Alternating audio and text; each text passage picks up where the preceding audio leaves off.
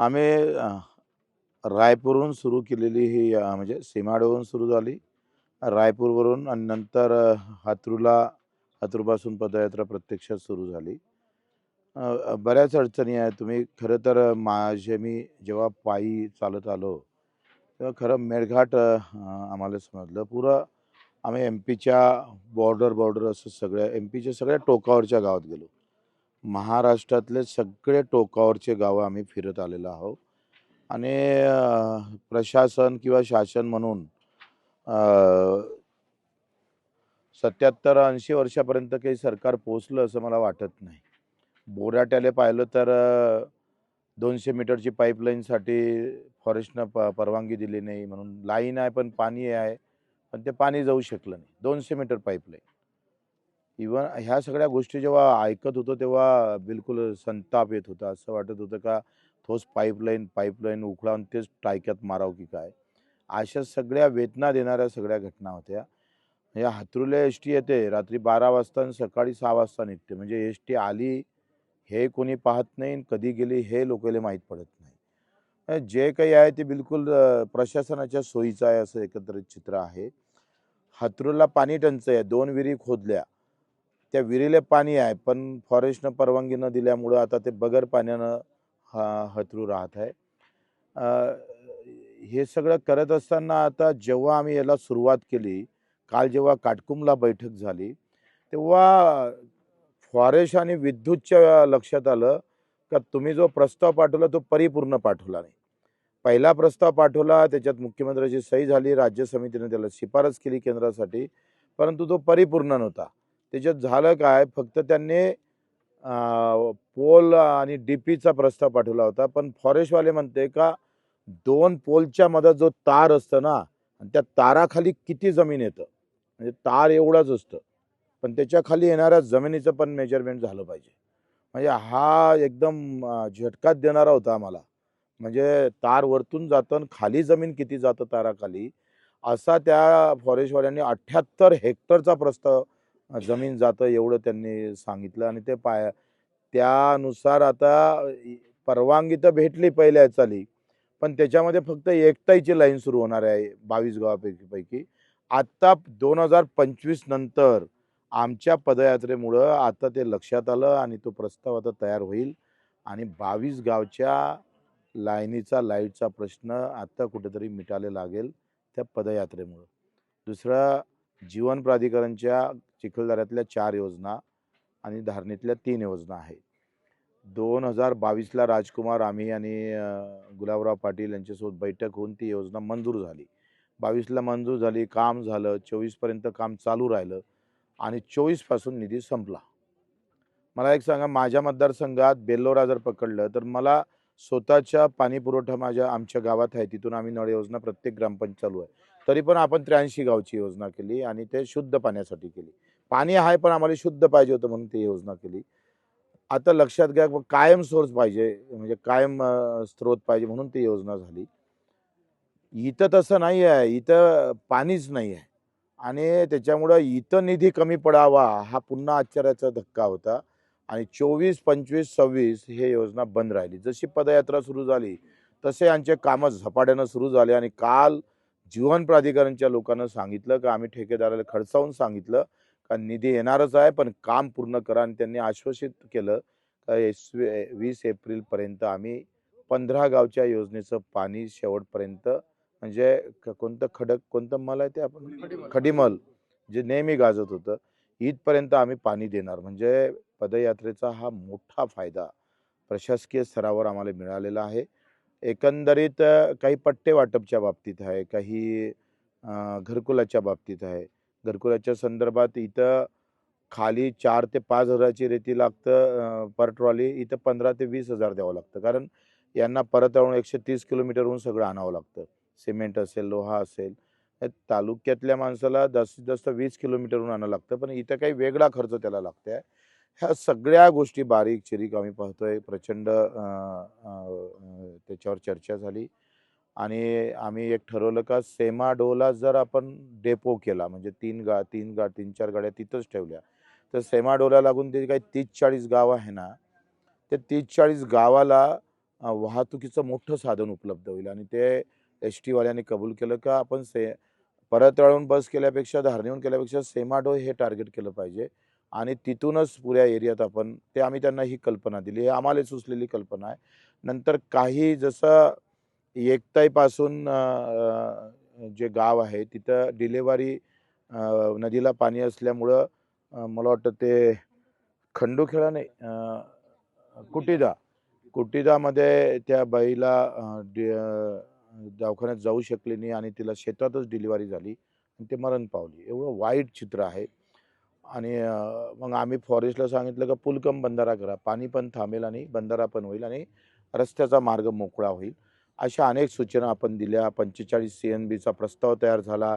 आता फॉरेस्टर्स इथं तुम्ही लक्षात घ्या, याचं सगळ्यात महत्त्वाचं जर काय करायचं असेल, कारण मेळघाटमध्ये हे जे 50-60 गाव फिरलो ना, इथं जमिनीत पाणीच नाही आहे. प्रचंड खडक आहे आणि त्याच्यामुळं पाणी नसल्यामुळं तुम्ही एका गावात 4-4 बोर मारलेले आहे, 4-4 विहिरी केलेल्या आहे. पण पाणी काही काळ टिकतं आणि मग ते संपतं. मुळात सगळं पाणी वाहून खाली जातं. त्याला कुठंच अडवलं नाही.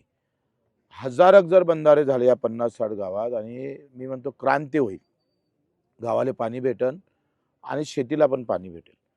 त्याची सुरुवात आम्हाला करायची आहे आणि त्यासाठी आम्ही प्रचंड काम करावं लागेल. शिक्षणामध्ये तेच हाल आहे. आत्ता आम्ही गेलोय कुठं डोमाला एक आश्रम स्कूल आहे. आम्ही जायच्या अगोदर 7 दिवस अगोदर पुस्तकं आले. शाळा संपत आली. पोट्टे आता घरी जाईल आणि पुस्तक शाळेत येईल. वेगळाच कारभार आहे. म्हणजे वर्ष संपल्यावर पुस्तकं आले. ते आम्हाला दाखवायला आणले. अजून बोलले 7 दिवसानंतर म्हणजे एका पोरीनं आम्हाला सांगितलं का आश्रमशाळा 2 महिने बंद राहिली.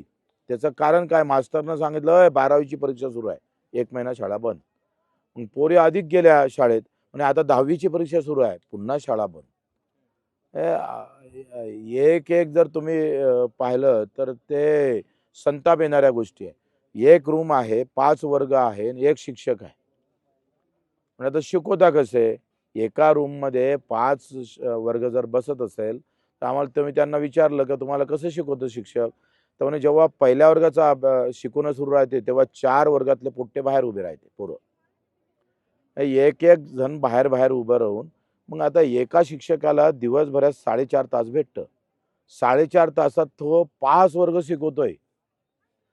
म्हणजे पुऱ्या महाराष्ट्रात, देशामध्ये काय होतंय, का एक वर्गाचा अभ्यासक्रम कोणत्याही वर्गाचा 1ला ते 5व्या पर्यंत अभ्यासक्रम पुरा करायचा असेल, तर किमान दिवसाचे 4 ते 5 तास शिकवला तरच अभ्यासक्रम पूर्ण होते. पण मेळघाट तर वेगळंच आहे.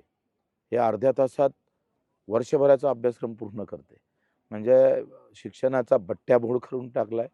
अर्धे डॉक्टर हजर राहत नाही, राहायची व्यवस्था नाही, कर्मचाऱ्याला राहायची व्यवस्था नाही आहे.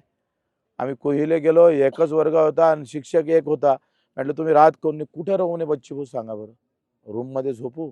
रूममध्ये झोपलं तर लाईन नाही, पाणी नाही, संडास कुठं करावं? पाणी कुठचं आणू मी? कसं राहू? म्हणजे सामान्य माणसाचे तर हे प्रश्न आहेच, पण त्या कर्मचाऱ्यांना राहावं तरी कुठं? अनेक गोष्टी आहे. या सगळ्यांना मोठा लढा द्यावा लागेल. ह्या सुरुवात झालेली आहे. येतो ते म्हणतो ना, पिक्चर का टेलर है, पिक्चर बाकी है. म्हणून हा मोठा लढा उभा करावा लागेल. म्हणजे अमरावतीला स्वातंत्र्य भेटलं असेल, परतवाडाला भेटलं असेल, पण मेळघाटला अजून काही स्वातंत्र्याच्या खऱ्या आम्ही पाहतोय लाभ. भगतसिंग नेहमी म्हणायचे, की 15 ऑगस्टला झेंडा फडकवला, 26 जानेवारीला म्हणजे स्वातंत्र्य पुरं होणार नाही. आज़ादी जब पूरी होंगी, जब हर गरीब के घर बिजली, लाईन, उसका हक का सब मिलेगा. 1100 रुपयात मका विकावं लागतं आणि परतवाड्याला न्यायला एका क्विंटल मागं 300 रुपये खर्च येते. म्हणजे मका फक्त 800 रुपयात भेटतो त्याला. लाडकी बहिणीच्या नावानं मतं घेतलंय, पण लाडक्या भावाला लुटलं किती सरकारनं, याचं संशोधन झालं पाहिजे. म्हणजे मोदीभाई म्हणायचे आम्हाला नेहमी, मोदीभाई म्हणजे अमितभाई, मोदीभाई डॉनच आहे. तर हे नेहमी सांगायचे का 2022 पर्यंत सगळ्यांचं घर बांधू. हर घर जल होंगा, हर घर जल. त्याचे भाषण ऐकल्यावर असं वाटते का खरोखरच मोदींच्या पायाच पडावं आणि इकडे फिरावं तर असं वाटतं हे पाय घेऊन म्हणजे वेगळाच देश आहे. म्हणजे एखाद्या बेटावर कसे लोक राहतं ना, आफ्रिकेच्या त्या बेटावरती फक्त कपडे नसतात, इथे कपडे आहे ते फक्त नंगे असतात, म्हणजे बगैर कपड्याचे असतात. तेवढाच फक्त फरक आहे. म्हणजे बेटावरच्या लोकांचं जिणं जेवढं बेकार आहे, तेवढं मेळघाटामध्ये राहणाऱ्या लोकांचं जिणं बेकार आहे.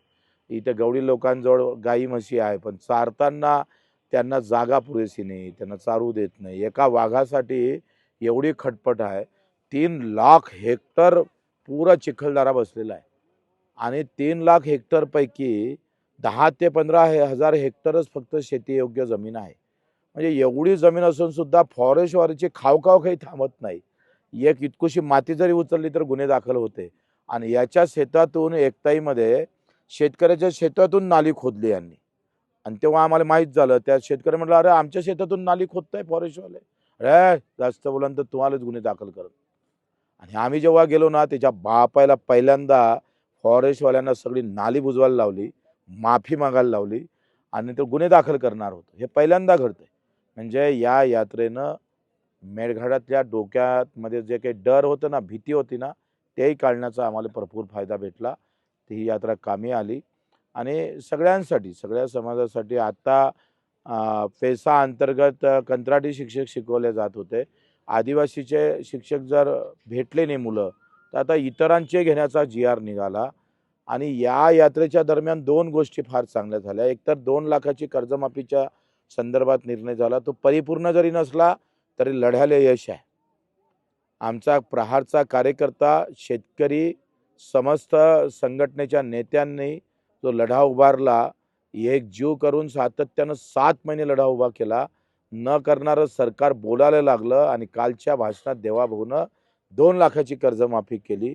असो काही गोष्टी त्याच्यात कमी राहिल्या, तरी ह्या चालत असतानाच भेटणारं यश. दुसरं मी नेहमी बोलायचं, मला 8 भाषणं आहे सभागृहातले, का तुम्ही शेतकरी अपघात विमा योजनेला शेतकऱ्यांना साप चावला किंवा अपघात झाला तर पैसे देता, पण त्याच गावातल्या मजूर मेला तर पैसे भेटत नाही. हे दुजाभाव का आहे? आता शेतमजुराचा अपघात झाला किंवा साप चावला तरी त्याला 2 लाख रुपये भेटणार आहे. स्वर्गीय गोपीनाथजी मुंडेंच्या अपघात विमा योजनेचा फायदा होणार आहे. तिसरं, का प्राण्यानं हल्ला झाला आणि मेला तर त्याला कायम नोकरी भेटली पाहिजे. तो एक शासन निर्णय निघालेला आहे. हे खरं तर आमचं मोठं यश आहे. या गोष्टीकडे सध्या कोणी राजकारणी लोकं पाहत नाही. राजकारणी लोकं जातीवर लक्ष घालतात, धर्मावर लक्ष घालतात. भगवा झेंडा, हिरवा झेंडा, निळा झेंडा, पिवळा झेंडा यावर सगळ्याचं लक्ष आहे. पण झेंडा हाती घेणाऱ्या शेतकरी शेतमजुराचे हाल काय? झेंड्याच्या रंगानं राजकारणी लोकांचा फायदा झाला, पण हातात ज्याचा झेंडा आहे तो कायमचा मेलेला आहे. हमारी बात वही है, जिसके हाथ में झंडा है उसका भला होना चाहिए. झंडे को देखकर राजकारण नहीं होना चाहिए, मुद्दे को देखकर राजकारण होना चाहिए. त्याची खरी सुरुवात महाराष्ट्रात आम्ही करतोय, याचा आम्हाला फार आनंद आहे. कुठल्याही जातीचा असला तरी कष्ट करणाऱ्याच्या बाजूनं सरकार झुकावं, त्याच्यासाठी आम्हाला मोठं यश आलं. घरकुलाची किंमत 1.25 लाखाहून 2 लाखावर नेण्याचं काम हा आमच्या लढ्याचं यश आहे. आमच्या पायाले फोडं आले, पण सरकारच्या मस्तकात घालण्याचं काम आम्ही केलं. जेवढ्या यातना मेळघाटातल्या लोकांना झाल्या, जेवढे मेळघाटले लोकही कदाचित फिरले नसल, तेवढा बच्चू कडू फिरला. हे आम्हासाठी स्वार्थ अभिमान है. हमारे लिए गर्व की बात है. हम चुनाव के लिए नहीं घूमे, हम लोगों के दर्द ढूंढने घूमे है. हे मोठं यश आहे. लोक महादेवाला पचमढीला जातोय, बच्चू कडू सामान्य माणसाच्या घरी जाऊन महादेव पाहतोय. हाच प्रहारचा अजेंडा आहे, हाच आमचा झेंडा आहे. त्याच्यात आम्हाला यश प्राप्त होतं.